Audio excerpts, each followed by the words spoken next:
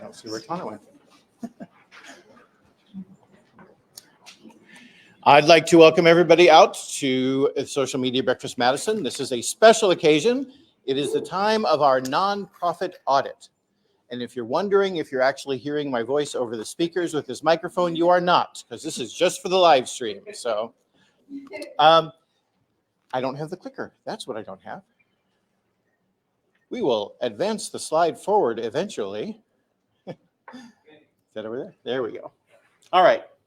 So here's Social Media Breakfast, our focus. We're a nonprofit focused on education and helping out people improve their social media and digital marketing as a group. And we do this through bringing in speakers, having panels such as this one today, and case studies, as well as scholarships, which we'll talk about in a little bit.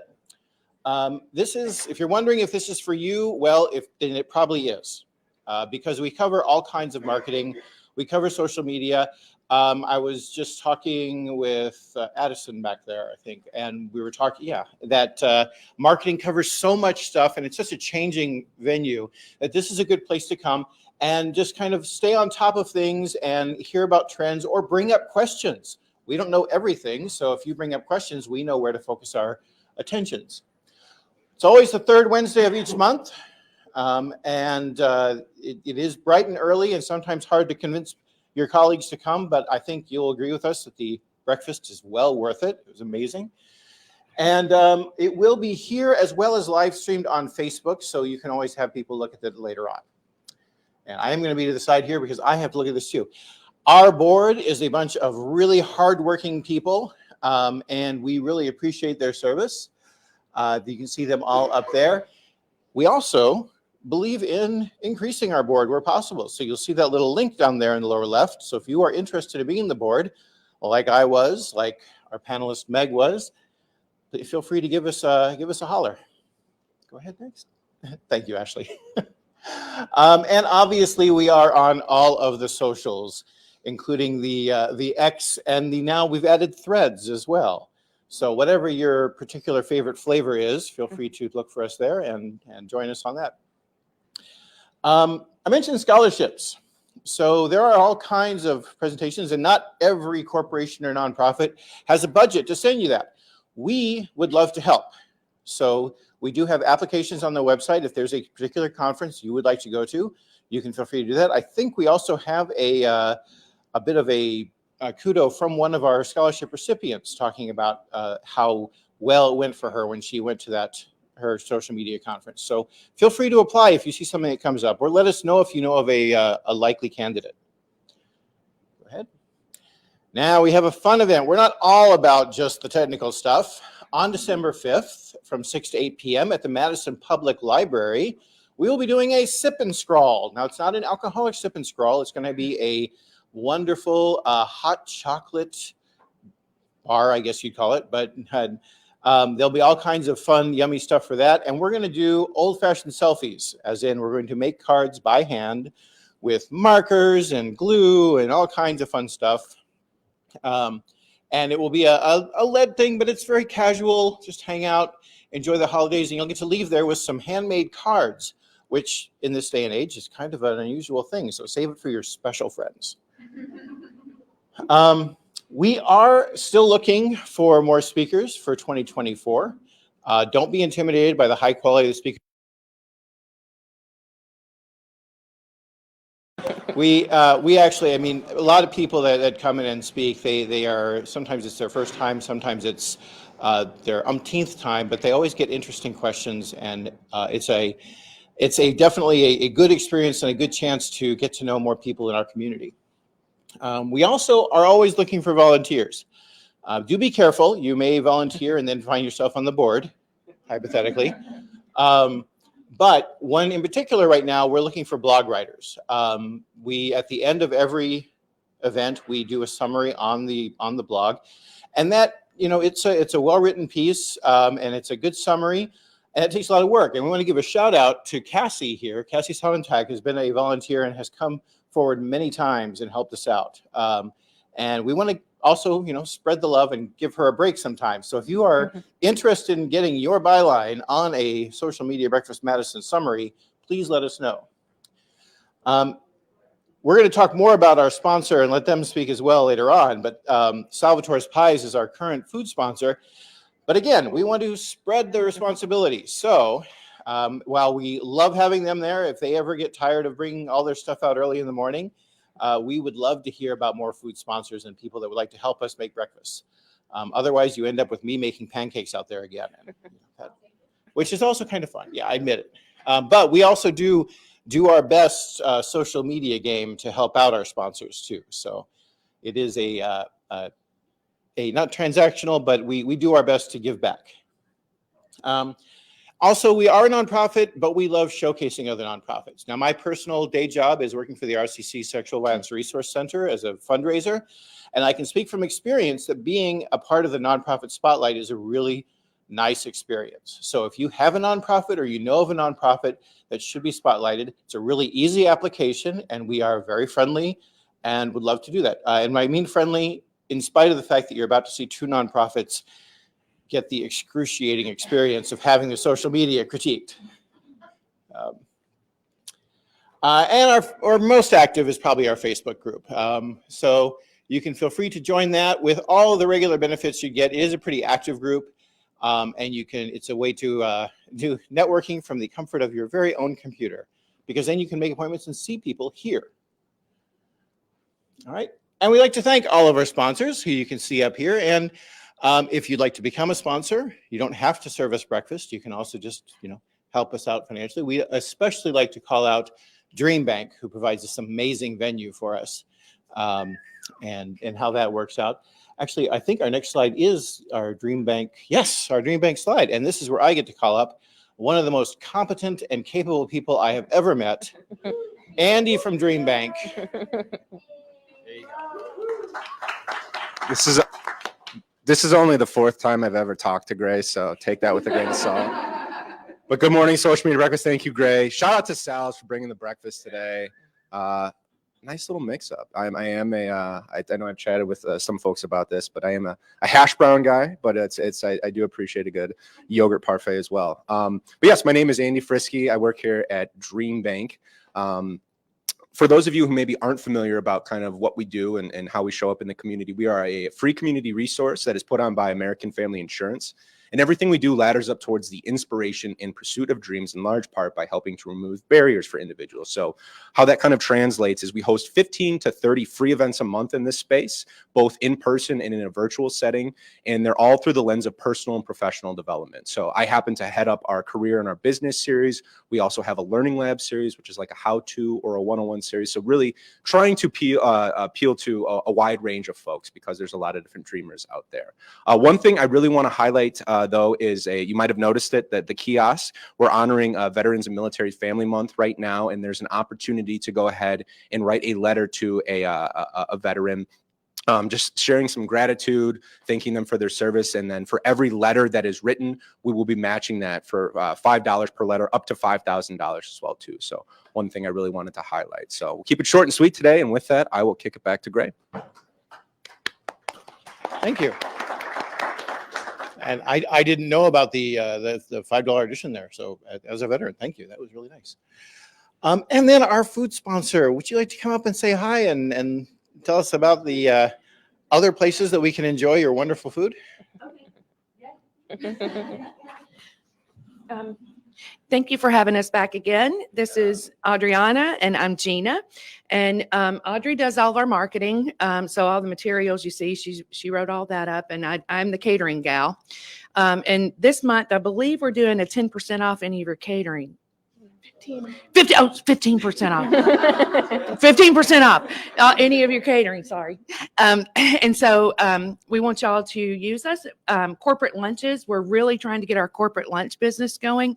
So let us know. We'll bring you some lunch to all your folks at your work, and it'll be me and likely Audrey bringing it with me. So we hope that y'all will eat and eat and eat yogurt and find ways to steal it, because there's plenty of yogurt. There's plenty of oatmeal.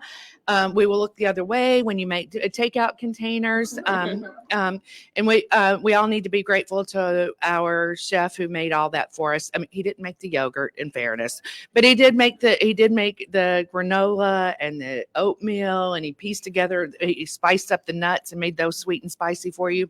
So we want y'all to really appreciate Garrett in your heart and soul, because he was up way early this morning getting that done for us. But thank you for having us back, and we'll look forward to seeing you, I think, next time in January. Thank you so much. All right. So now we get to talk about what exactly is going to happen here. And we first want to give great credit to any of the nonprofits that applied for this nonprofit audit. The fact that we only chose these two is not necessarily a reflection on the quality of the nonprofit or the cause or anything like that. It's mainly the rubric was, who do we think we might be able to help the most by having a nonprofit audit panel? And that's not saying that they were the worst. It's saying that they have the infrastructure in place that with the things that we are going to suggest, perhaps.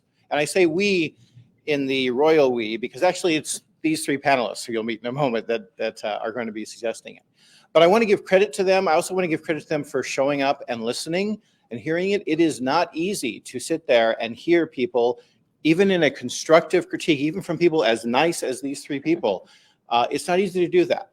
But we will also say that in the past, we have seen real world effects come from this nonprofit audit, that it has given the tools and the suggestions, sometimes the things that people already knew, but the added cachet of having these experts suggest it has helped convince executive directors, boards, things like that, that this is what's needed. And that is what the entire purpose of this event is for. We are going to talk to the Ice Age Trail Alliance and Wisconsin Agriculture in the Classroom as if these three panelists were consultants in a room with them saying, look, here's what we looked at, here's what's really good, here's some things that you might want to consider. The rest of us are an audience. We have the privilege of getting to see that, and some of the things that we'll see will be like, oh, hey, that applies to me too, and some of them perhaps they don't. Some of them perhaps you'll see things that you already do, and they say this is a good thing, and you're like, yes, I knew I was on the right track, or at least I know now that I'm on the right track. That's kind of the thing that I usually get out of these kinds of presentations. So huge kudos. Wisconsin or Ice Age Trail Alliance, do we have a representative? There you are. I hadn't gotten to meet you before. You have to say hi to the Ag in the Classroom. But thank you all for showing up. Thank you for applying as well. We really, really appreciated that. And it was a difficult decision to make going through that. There was a lot of discussion among the board. So going on from that, we have our panelists. And our panelists have been working for the last month, looking at the social media platforms and going through and bringing together their suggestions. And rather than waste your time having me talk about them, I'm going to let them briefly introduce themselves, and then they will proceed with the audit. So, Ashley, you can go to the next slide. I have this one. Awesome. Okay. This one? There we go. Perfect. Hi there, I'm Ashley Stork, the president and founder of Marketini Media. We are a remote marketing firm based on the near west side of Madison. We really specialize in all things digital and work closely with Wisconsin-based small businesses and nonprofits to amplify their impact through digital marketing. And I'm really excited to be here today because a true passion of mine is really working closely with the nonprofits in our local communities. My name is Meg Goals. I am the digital marketing manager at Sound Productions, which is a pro audio, video, and lighting distributor, also on the west side of Madison. I am also a member of the Social Media Breakfast Board and have a lot of experience running socials and all things marketing for a lot of different organizations. I'm Tana Elias. I'm the Digital Services and Marketing Manager for Madison Public Library. We have 9 locations around Madison plus a Dream Bus, and we have one location on the way, hopefully being built in a couple of years on the northeast side of Madison, and I oversee all of the marketing and website design for Madison Public Library. I realize there's one more thing I need to say. Thank you for the introductions. We are, in order to make sure that both nonprofits get an equal amount of time, we also are going to hold off questions until the end of the presentation. So please get out your notebooks or your phones or whatever you use. And when you think of a question, write it down. You will definitely get a chance to do it, but it will be at the very end of the presentation.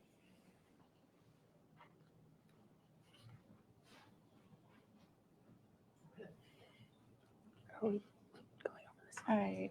Are we supposed to read this, go through this slide as well? Whatever points you want to highlight, you can You take that. Okay. All right. So notes from the team of the Ice Age Trail Alliance. So some strengths. So they're seeing a large social media following, have that regular engagement, and really have plenty of content to pull from. In terms of the challenges that they're currently facing, I think this is probably a challenge that a lot of us face, is really trying to keep up with trends, and specifically in the nonprofit space, trying to identify what trends make sense for their organization. And with that, kind of going even a step further, beyond the trends, just in general, what's working and what isn't working. So trying to nail down what content to keep producing, maybe what content to produce less of, and really trying to engage in those new and diverse audiences. So they have a really large following, but trying to expand to new audiences. And their goals specific to their website are really to generate more donations. Social media, they're looking to convert followers to Alliance members and or active event participants. And then on social media, again, really looking to attract and engage a new and diverse audience. Awesome. So with that, I will take it away. So taking a look at the website to kick things off. So there is a ton of information that is available on the Ice Age Trail Alliance website. So kudos to them for being able to really articulate this information and display it in a really clear and concise manner. Also very important, they're utilizing a lot of clear call to actions throughout this great content that they're providing. With this, it is very evident that they have clear branding in place. So really strong branding throughout, good use of colors, really like some of their pages where they're utilizing color blocking to really break up some space, as well as including imagery. They do a really great job of user navigation as well as just user experience when on their web pages. With that, they also have a lot of great interactive tools. So being able to interact with a state map, anything that can take the user experience above and beyond, I think that interactivity piece is going a long way for them. And with this, a really important piece to all websites, especially in this day and age, is that it is mobile optimized. So for the most part, I do have a note in the opportunity section, but their website is mobile optimized. And this is super important for not only search rankings, because Google is going to evaluate how your website is appearing on mobile, but also very important, obviously, for that user experience when people are landing on your website. Now taking a look at some of the opportunities, like I said, a lot of great information, a great base, great branding, but let's take some things a step further. So in terms of the header, so kind of going to start at the top and work my way down the homepage and then kind of tackle things more broadly. So currently they're utilizing a sticky header, kind of a half sticky header. So when you scroll, that header is sticking and it's always available. However, there is not a donate call to action in that sticky part. So would highly recommend moving a donate CTA in the sticky part of the header. That way, whenever someone is navigating the site, they always have that clear donate call to action. I recommend this for all of the nonprofits that I work with. You really want that front and center on your website. With this, also looking at the header as well as other aspects on the website, making sure those social media links are up to date. Currently a Twitter link doesn't appear that you're active on that platform, so just recommend swapping that out with your new TikTok page. And again, kind of moving our way down now into that hero section, specifically on the home page. So there's currently a large slideshow, about 12, almost a dozen slides. Would recommend consolidating those, probably 3 to 5 slides, really nailing down what your key business goals are. I know one of the new goals on the website is to really drive donations, so would probably recommend one of those sliders being a donate call to action. Maybe you then have a volunteer call to action, and then identifying some other main business goals that would be valuable in that space. And with that, going back to that mobile optimization piece, the website is great mobile optimized except for the hero image, which is really important because that is where someone is landing when they're on the site. You're losing the header text in those images, so just make sure that that is visible when on mobile. And again, really on that donation theme, making sure that this is front and center, especially since that is a current goal that you're looking to drive. You have a great volunteer section that really breaks up the content on your homepage. Would recommend building out a donate section really similar to that, so it's very clear and really stops a scroll when someone is going through your homepage. And then the last thing, I ran a couple tests in terms of your website speed performance. In terms of the load time of all aspects of all pages across your website, it is a little slow compared to the industry average. A great place to start to try and address this is to actually export images to WebP format rather than a JPEG or a PNG. It's just going to help with that load time, and it's a great place to start to try and tackle some of that website SEO, search engine optimization tasks. Awesome. So a lot of things Ashley said I have similar thoughts on. I loved the navigation paths and that there was a call to action on the page to donate. I also like that your socials were linked in multiple places, though they would need to get updated. And just the information and the resources that I was able to learn about was just so awesome that you have all that readily available. The homepage does have a lot of information on it and a lot of like moving parts and pieces. So it felt a little overwhelming for me to know where I should even go. And also on mobile, when scrolling, it goes on for quite a long time. And then to find your way back up to the top, it might be worth streamlining again that message on your homepage. And the navigation does have so much information in there, lots of like clicking through, and then there's a bunch more links, and it kind of goes for a long time. So maybe just taking a look at what information is there, if there's any way you can streamline it into less landing pages, or clean anything up that's not relevant or needs updating, that might make it easier to find the information more quickly. And the nav bar and CTA I noticed were not sticky on mobile. So when you were scrolling, you lost that hamburger icon to like click down and go through the nav bar. So that would be something to look for with mobile optimization. And so finally, one of the things that I really appreciate about the website is that beautiful, wonderful, consistent branding. High quality photos throughout the site, really nice use of colors and photos and showing the highlights of the Ice Age Trail.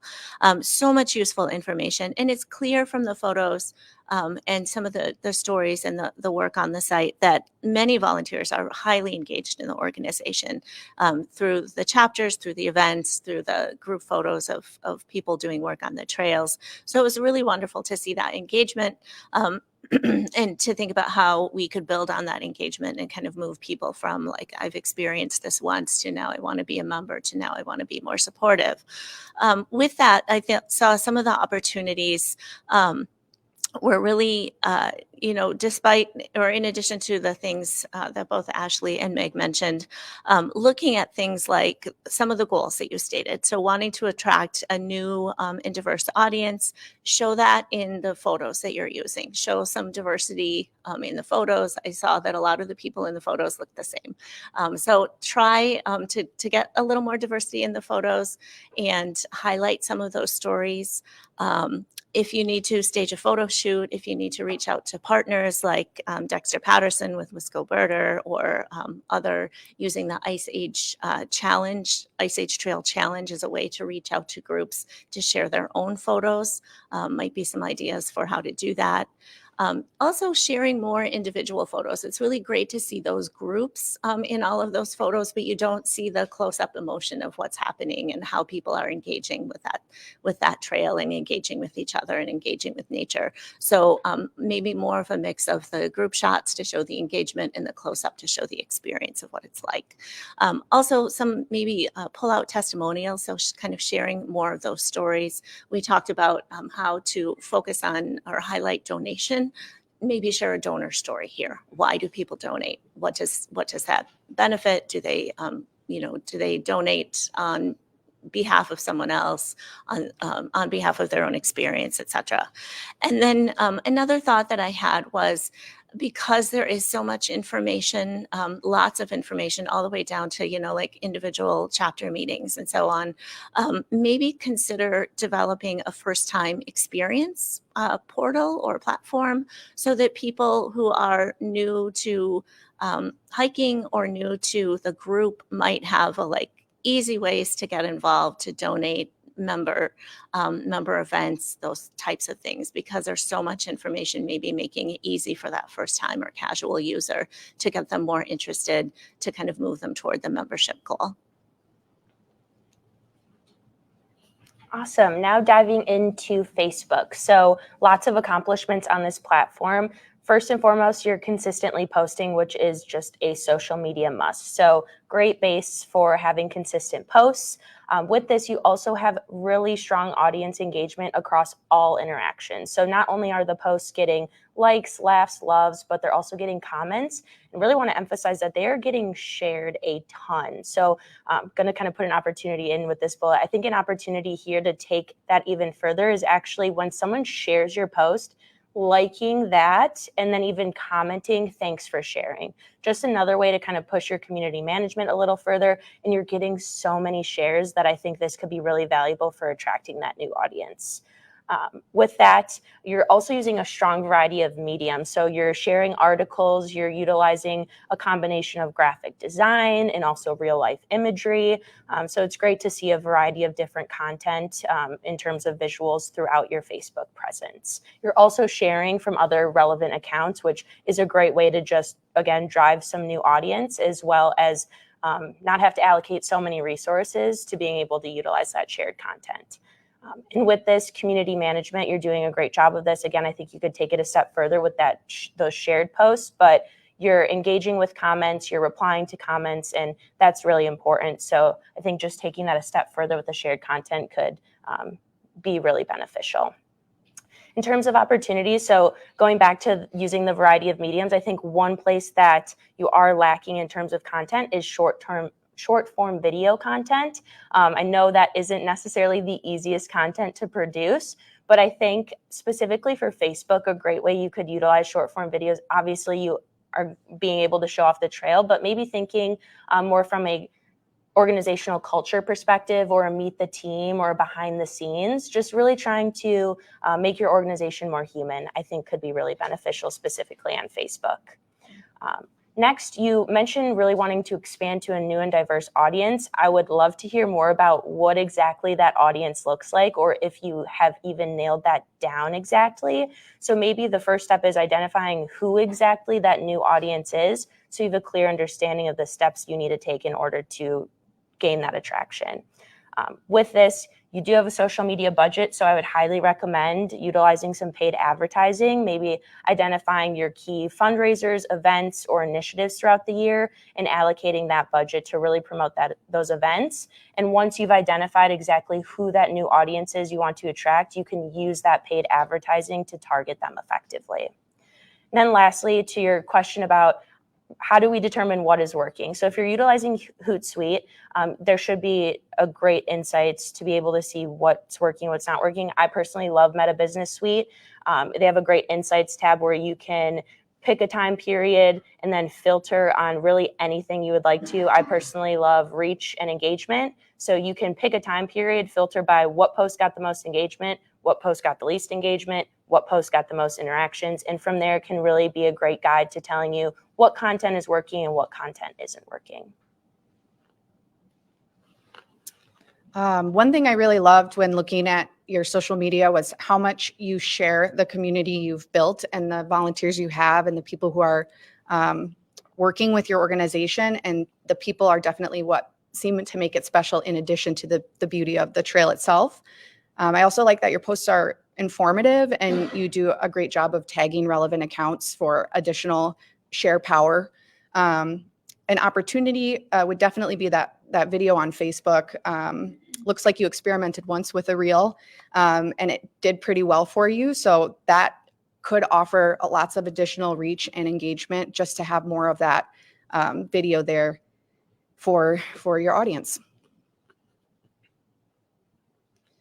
One thing I really appreciated about your Facebook presence was, in addition to the things already mentioned, that you're really highlighting geographical partners and locations pretty evenly. So you're really hitting all those different communities that the Ice Age Trail goes through and focusing on them and tagging them in your posts, which I think is really wonderful.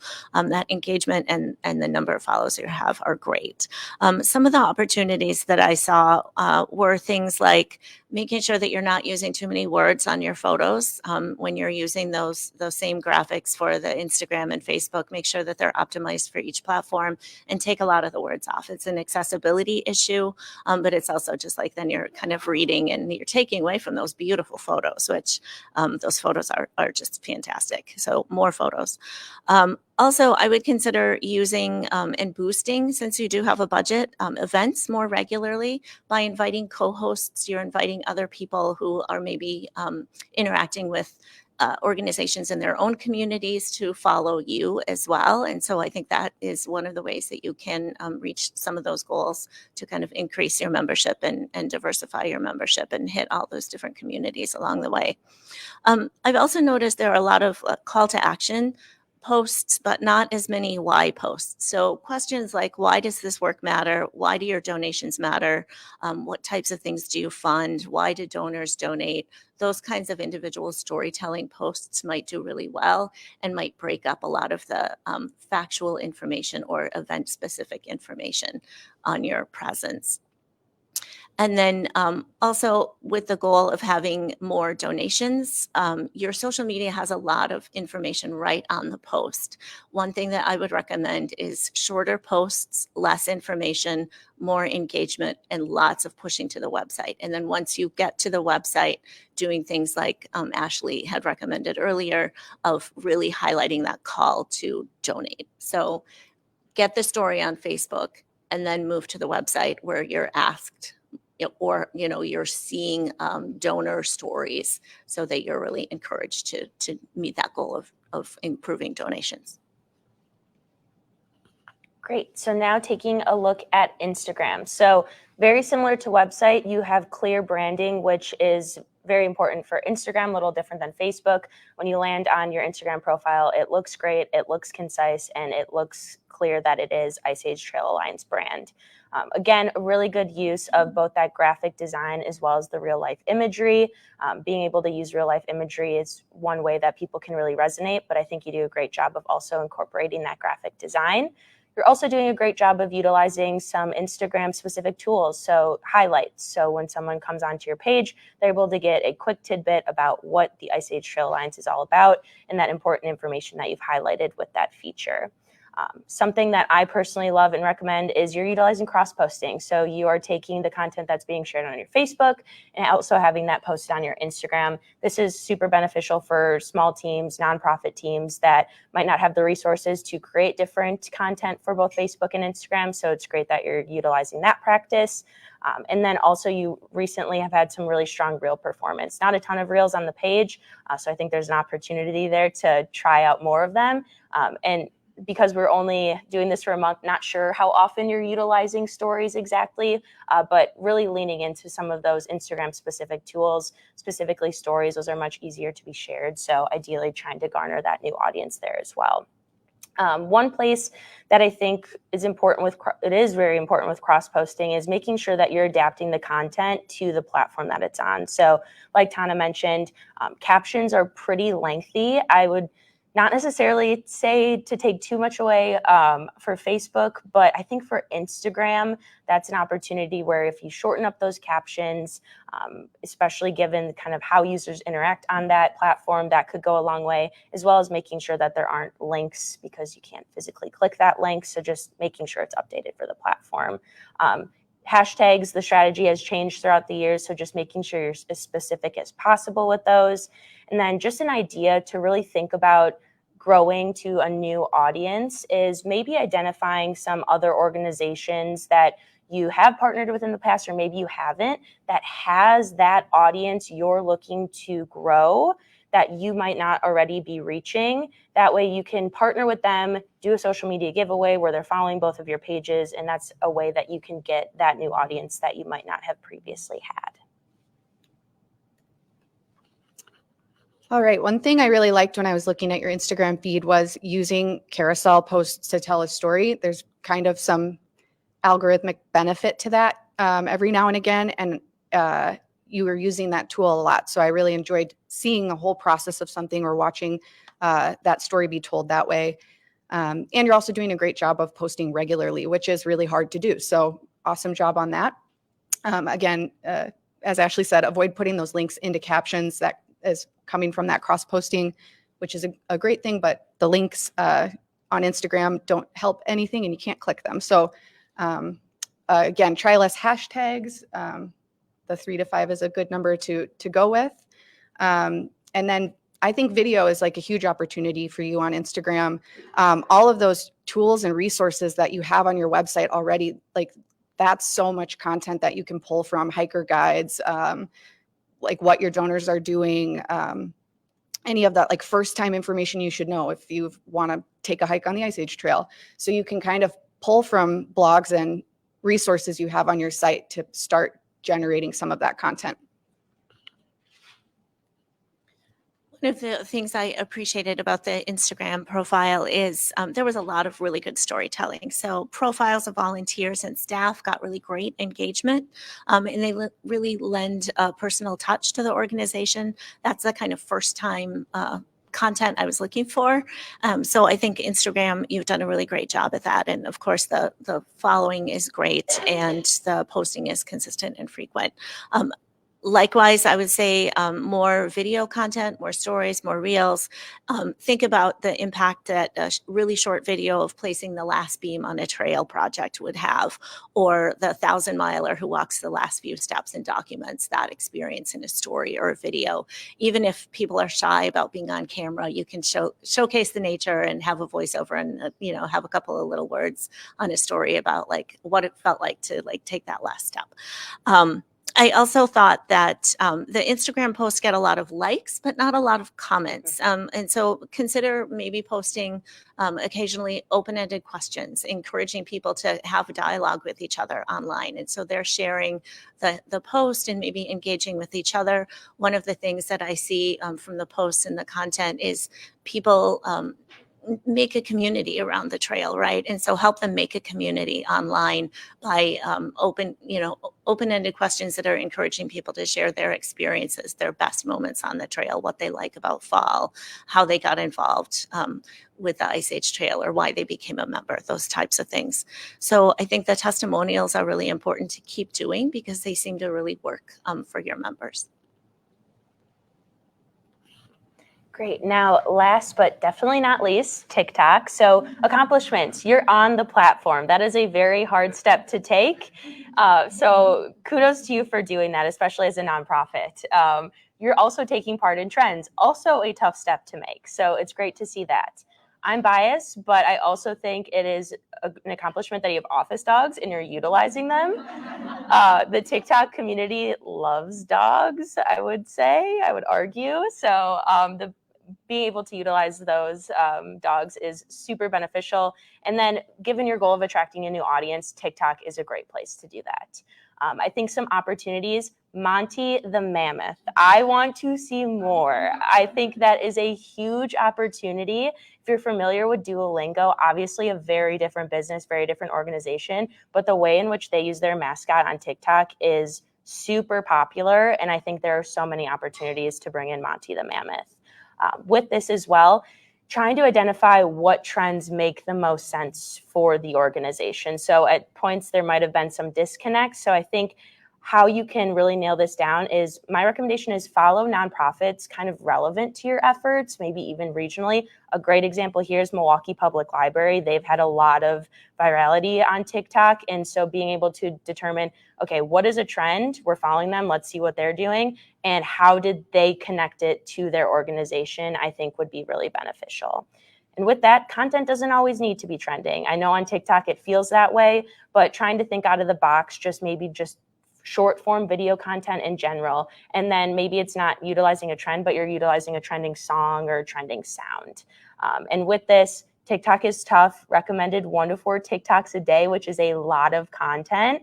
So kind of an out of the box recommendation here. If you haven't utilized artificial intelligence, I like to utilize it as brainstorming. So if you are struggling to figure out what exactly should we post, or does this trend make sense to us, why don't you ask AI? I think that's a great place to try and utilize that resource. Yeah, Ashley touched on a lot of the great things that were happening on TikTok. Of course, being on it, that's a challenging step. And it is really hard to post regularly on TikTok. That 1 to 4 times a day is just really overwhelming. And it seems like a lot of the posts you shared so far are leaning into trends, but the trends were a bit disconnected from your organization and your mission.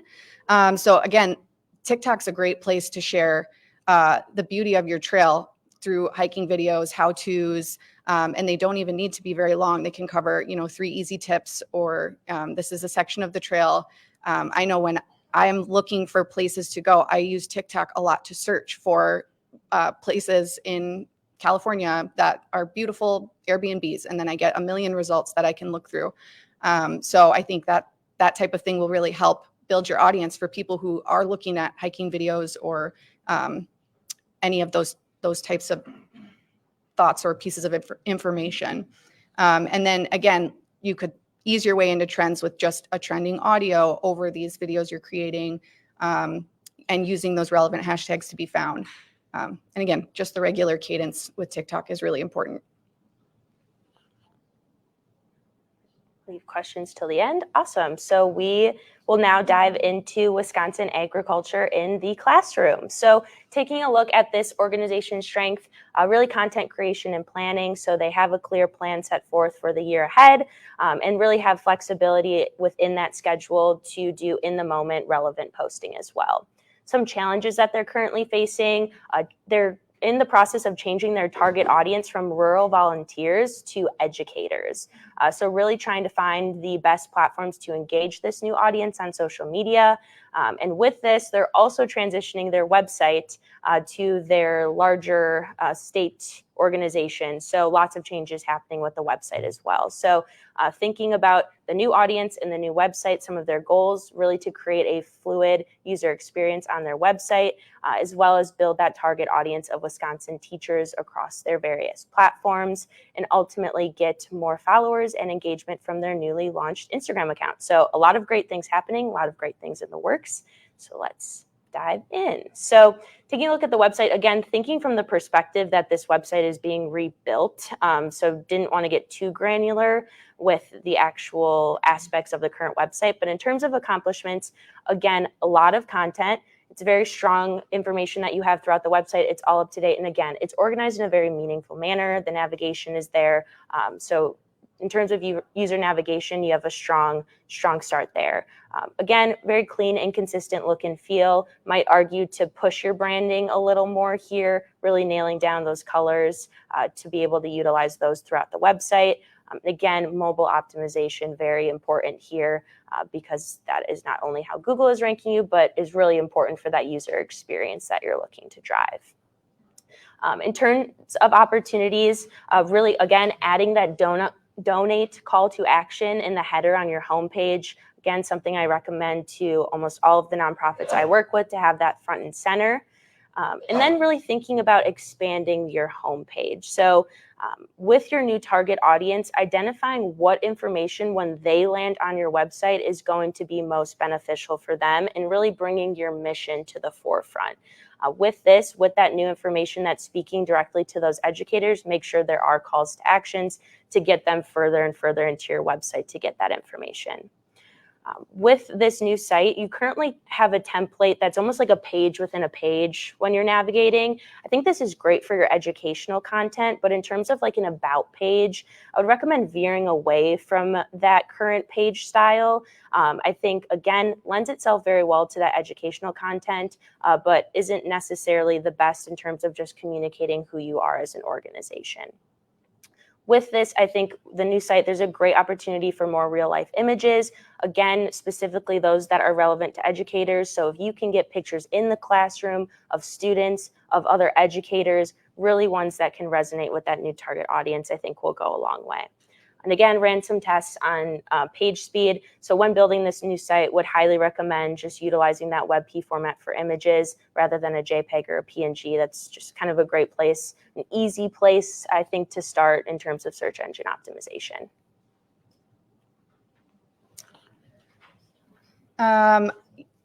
Mobile friendly, easy to navigate, all things Ashley touched on. I really enjoy how clean the website is. Again, pushing that branding a little more would be great, but it's easy to read. I don't feel overwhelmed. And the only place where I do see an opportunity for that is that header carousel. It doesn't really quite match with the way that it's designed, that more modern feel of the rest of the homepage. And so by updating that, making it a little easier to engage with and really narrowing in on the most important pieces of information would really clean that up. You could definitely have a bigger call to action to get involved. That could be front and center, take the place of that carousel. It could be a part of that carousel. And then there's also no link to your newly created Instagram on your website. So I'm not able to find you on that platform through your website. So I would recommend adding that. I think the audience on the page is really clear and welcoming. You know when you're there that this is a resource for educators, and the lesson plans and the grants are featured very prominently. And my sense is those are kind of the two top things that really bring value to the people that use your site. So I really like that. I like the clear and consistent navigation, all the things that were already mentioned. Couple opportunities that I see for this page that weren't already mentioned were things like there are several key pages like events that are featured really prominently, but they don't have content, or it seems like they have content seasonally. So make sure that there's placeholder text that talk about if there isn't an event coming up, rather than getting a blank page or this forum is closed, have something that says what your event strategy is. We have events 4 times a year, for example, so that people find something when they're going there, especially if that's something that's really prominently featured on the page. Another thing I would consider is creating a guide to all the resources by grade level. When I work with educators, they're very, very focused on what's appropriate for my students. And so making that easy for them rather than having to go through the K through 3 and the 9 through 12 grades, making it very easy, elementary school teachers, high school teachers, to find those resources and the opportunities that might be applicable to them would be really helpful. Also, I would recommend adding dates to when content was added. I saw 1 or 2 references to content added regularly, but then you can't see what's the new content and what's the old content. And that's something that you could also tie in to your social strategy when you post new content on the website. Make sure there are Facebook and Instagram posts that go along with that and highlight that new resource.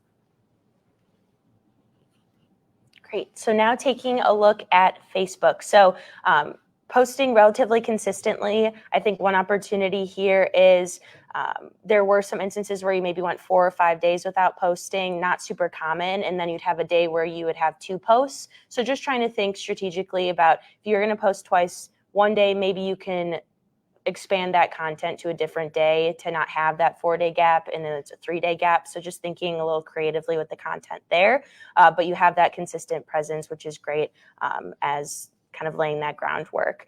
Again, really solid engagement across all interactions. People are not only reacting, but they're also commenting and sharing. And with this, you're doing a great job with community management in terms of replying to the comments, liking the comments. Again, push community management as far as possible. I think this is a great way to expand an audience. So if someone is sharing, thanking them for sharing and liking that post, I think can go a long way. Some other opportunities. So I think based on the audit that I performed, your current content that isn't performing as well as that lesson specific content, I think that is super important to obviously get out to your audience, especially with the new target being the educators. It's just a matter of how you are portraying that content. So again, thinking real life images. If you could have a picture of that lesson actually taking place in a classroom or set up in a classroom, or a teacher actually teaching the lesson, I think that could go a really long way. And with that, copywriting. So rather than just saying, here's our new lesson, really speak to that educator. Are you looking for a way to teach your students about XYZ, check out our new lesson that teaches you and your students about XYZ. So I think just really positioning that content for the educator is going to go a long way. And with this, obviously you are an education organization, but you have a lot of educational content as well as a lot of promotional content for your educational content. I think building out some content pillars that are focused on some other aspects of your organization could go a long way. So thinking organization, culture, and values. Again, a meet the team post, a behind the scenes post. I think this could go a long way, especially for reaching that new target audience that you're looking to build. Also appears that you are not currently utilizing Facebook fundraising tools. So you're able to apply to be able to utilize those. So you can not only host fundraisers yourself, but people can actually create fundraisers on behalf of your organization. Also, this is small, and I don't necessarily know if the recommendation is able to be implemented, but I noticed that your Facebook page name is Wisconsin Agriculture in the Classroom Program. So if you're able to remove that program, that would help just have consistency throughout your digital presence.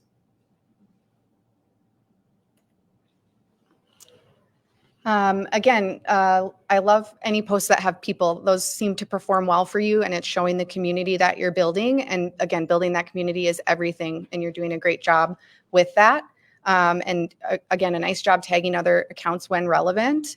Some opportunities I saw would be to clean up some of those graphics to have a little less info on the image and really work on making that copywriting strong and put that information in the caption. I saw a handful of like tags that weren't correct, or like there was double @ signs or like some extra punctuation or incorrect tagging. So just double check those types of grammatical things and make sure everything's going to where you intend it to. And then also just include more clear call to actions in posts, especially for like your fundraising efforts or any of those things where you're not maybe hitting them quite as hard. There's an opportunity to make that really clear that you're looking for that type of involvement. I really appreciated the really great mix of engagement and celebration and content offerings. I feel like that was a really good mix for Facebook of kind of mixing up the content that you have for educators with kind of celebration of things that were happening in events or people that came to speak to an audience. So I really thought that was a great accomplishment, and it's you have a solid following, and the lesson plans posting has, a very consistent look and feel. A couple of opportunities I saw were, in addition to what has already been shared, like using more photos again, highlighting people more often. But then also there's an opportunity, I think, to really build partnerships. You do a good job of tagging everybody that comes to talk to you at an event or when you go out to do an event. But I think continuing to build partnerships to reach educators through other audiences that are already reaching educators. So for example, promoting the essay contest on the Department of Public Instruction. They have a newsletter, they have social media platforms, like working with them to kind of share your essay contest with a larger audience of teachers and educators would be wonderful. Working with a cooperative children's book center, you have a section where you recommend books in conjunction with lesson plans, work with a library type content. I'm a little biased working in a library, but there are lots of great books about agriculture and farming, and why not share those? You're reaching to educators, so sharing that content I think could be helpful and could allow you to tag other organizations as well. And partnering with Alice in Dairyland, who came to one of your recent events, I'm sure they have a very active social media following, and so kind of working to reach out to that audience as well. So those kinds of partnerships, and then making sure that you're tagging them to kind of build that following even more. I also feel like there's an opportunity to showcase the diversity of the Wisconsin agricultural workers and community, and make sure that you're showing, kids, the end users really of your product, kids learning about agriculture. So maybe some classroom photos, maybe again in partnership with other organizations to get some of that content and share it. Awesome. Now diving into the newly created Instagram. So accomplishments, again, cross-posting, a great habit to get into. Again, being able to not need to allocate additional resources to your new Instagram page is going to be very beneficial for just having that consistent Instagram presence. I really think that Instagram is the right place for your new target. So I would definitely focus on ensuring that you are being consistent on the platform and optimizing your efforts based on the performance that you're seeing with your posts. And another accomplishment, again, not the easiest thing to do, is you've gotten started with Reels. So I think that's going to be a great opportunity to take advantage of in the future as well. Some opportunities. So if you don't have brand guidelines, I would recommend just at least getting some font and color specifications in place. If you're utilizing Canva Pro, you can actually put together a brand kit where you can select the colors, select the fonts. That way, whenever you're going to build that graphic, the same colors are available in the same fonts, and you're going to build that branding consistency throughout your Instagram. With this, both on Facebook and Instagram, I think you could take your copywriting a bit further. I would add copy. I think, again, putting yourself in the place of a Wisconsin educator, what information do you want relayed to you in that social media content? I'm not telling you to write a novel in that caption, but I think you could take some of those posts a little further. With this, also utilizing the Instagram specific tools. So creating some highlights. That way, when you are posting to your Instagram story, you have relevant, quick bits that people, when they land on your profile, can quickly scroll through to get a better idea of your organization. With cross-posting, again, making sure that it is optimized for the platform, refrain from putting links in the description, in that caption. So I'd highly recommend utilizing like the link in bio approach. So you can utilize something like Linktree. There's a variety of other options. That way you can just direct users to the link in your bio and have a bunch of relevant links for people to choose from when viewing your content. An accomplishment that I wanted to highlight was just posting regularly. It's hard to keep up with that on Instagram, so you're doing a great job. And you are posting lots of good educational information, but an opportunity could definitely be using that content in a video format. So going through what the lesson highlights in a way that a teacher would want to know, or showing how the lesson is being used in practice in a real classroom.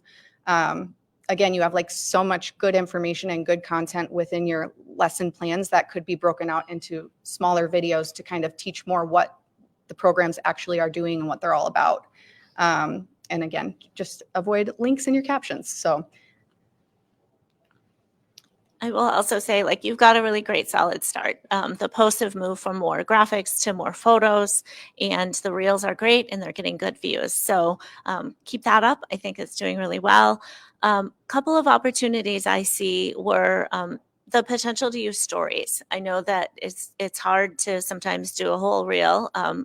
Video is complicated sometimes, or you don't have time, but stories might be a good fit to add a little more engagement and a little more activity to some of those posts. I would also consider maybe like a contest or a giveaway to kind of encourage that engagement to get new followers. So something like I saw some merchandise on the website. Those are maybe things that you could give away. It seems like you did giveaways at events. So maybe this is a strategy that could work for you on social media as well. So, encouraging people to follow you on Instagram, comment to win. Freebies are great. And so you can have a picture of a freebie and kind of work with that to make a contest or some kind of giveaway to kind of encourage people to interact with your posts a little more or to follow you. Also encourage teachers to follow Instagram at events. It seems like maybe you're doing that, but like that incentivization in person when you're having in-person events, it seems like you do get higher engagement when a bunch of teachers come together for an event based on the posts that I saw. So kind of continue to work that strategy to get people to interact with you when they're in the room and you have a chance to talk to them in person.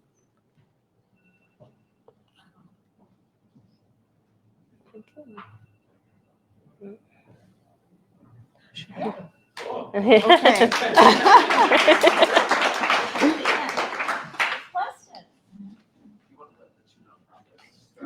Yeah, we'll let you know how to start, and to respect people's time, if you need to leave, I think we're still gonna broadcast it on the Facebook Live. And also, I want to respect your time, so I appreciate you having questions. We can also have questions emailed to Social Media Breakfast Madison, and we will be happy to pass it on. But meanwhile, go ahead. Yeah. Mhm.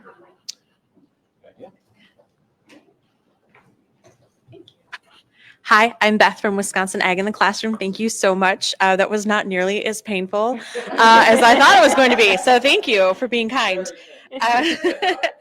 So I appreciate the feedback. One of the strategies that we're trying to use, particularly for pictures of students, because there's some HIPAA things going on for kiddos and other permissions.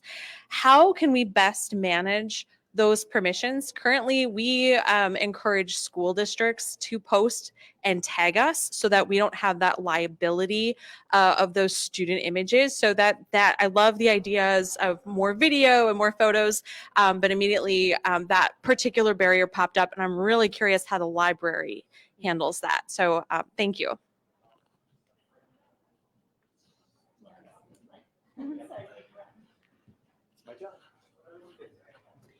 So at the library, we handle that a variety of ways. If we have access to the child's guardian parent, we have them sign a form that we've worked with our legal department to carefully craft to make sure that everything is good, and to also include partners, key partners in that. So we have worked with school districts.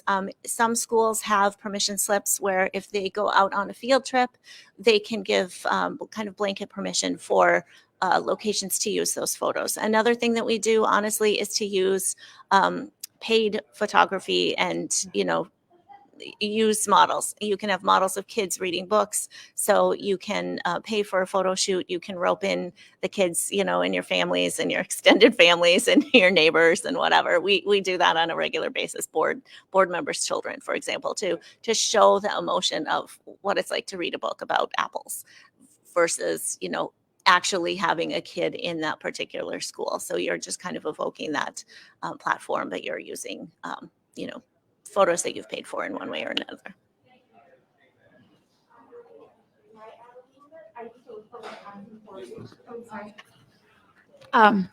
Sorry to butt in, but I used to work for Wisconsin 4-H, and we dealt with this a lot. And one thing we really focused on was taking photos of like the back of kids' heads or their hands or like above when they're looking down at a lesson or a teacher or a leader up in front of them. So that way you don't have the kids' faces, but you still have that feeling of being in the room with them. And we also did it wouldn't be the same with the school district, but we also did a thing where if kids didn't want their photos taken or their parents didn't, we'd put like a little sticker on their name tag so the photographer would know the difference.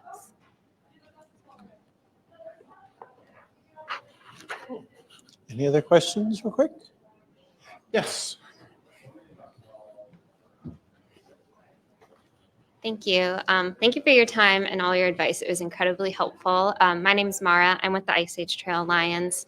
And I just have a question about TikTok. So we've kind of used that platform. Our strategy's been different than like our Facebook and Instagram, more it's like less serious, less informative, more fun and kind of like silly content. And I know you suggested kind of doing more informative posting on there and like really like capturing the beauty of the trail and like our volunteers and things like that. I guess, would it make sense to kind of merge both types of content together or just focus on one or the other? I would definitely recommend merging both. I think on any platform, content pillars are important. So having differentiated content is going to go a long way. So I wouldn't say fully get away from the silly, fun content that is super important, especially on TikTok. But you also have a great organization to be able to feature the trails, that video, maybe even thinking how to do more of that informative content, but still in a trendy way. So a day in the life of an employee at Ice Age Trail or whatever that may be. So trying to still think with that informative content, how do we play into TikTok as a platform, but definitely would still encourage to have that fun trending content as well. Great. All right, and I have one more question in the back.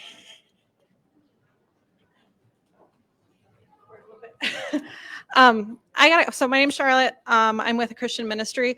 I got a question because I'm redesigning our website right now, and I know you guys mentioned about putting social media up front above the fold kind of. I have questions about the wisdom of that because I understand social media, kind of their goal is to keep people on their platforms, and I understand getting people from social media to your website, to social media from my website, and not just pushing them towards like a newsletter or a blog or someplace where I know I'm going to have all their attention. So I wonder what your guys' opinion is on that particular link. Are you active on social media? We are only on a couple platforms. We have a cybersecurity volunteer who has specifically told me, like, because I have admin access to a lot of our financials and other stuff. He specifically told me, like, don't install TikTok on any of your devices. He's even getting us about getting off of Facebook because, like, our executive director gets malware off of there about every week. Like, I have to take stuff off. So we're a little skeptical right now on social media. So I'm just wondering, I'm okay with using it to get people to a website. I don't know if I want to push people towards it. And that's why I'm wondering, how do you guys play with that link and that balance? Because we are active. Some things work better than others. So. Great question. Yeah, in my opinion, it really comes down to prioritization. So if you feel that your social media presence is something that is important and you want to grow based on the users coming to your website, I'm going to recommend that you have that front and center. However, if you have a really great email newsletter or a really great blog that drives a lot of traffic, maybe you're prioritizing that instead based on the conversations being had about social media behind the scenes. Does it make sense to drive all that traffic there if you're going to end up down the road not having that presence any longer? So it's a great question because it's kind of that balance. But I think if you have a strong email newsletter or a strong blog and you're like, you know what, this is where we're putting a lot of our efforts into, would probably recommend prioritizing things like that versus that social media. I just want to add one quick thing to that. And it's not really an answer to the question, but it's a problem or a mistake I see on a ton of websites. If somebody clicks a link to your social icons and it opens and replaces your website, you've lost a huge opportunity. Right. And I cannot tell you how many websites do that. Yep. So make sure it opens in a new tab because that doesn't solve the problem, but it certainly like minimizes it significantly because like they didn't leave your website. They just also went to Instagram. Great. All right. I think with that, we will thank our food sponsor, Salvatore's Pies. Thank you, Dream Bank, very much. And you are fantastic. Thank you so much for the time you put into it. Ashley Stork, Meg Goals, and Tana Elias. Thank you. And yes. Thank you all so much. Yes, thank you.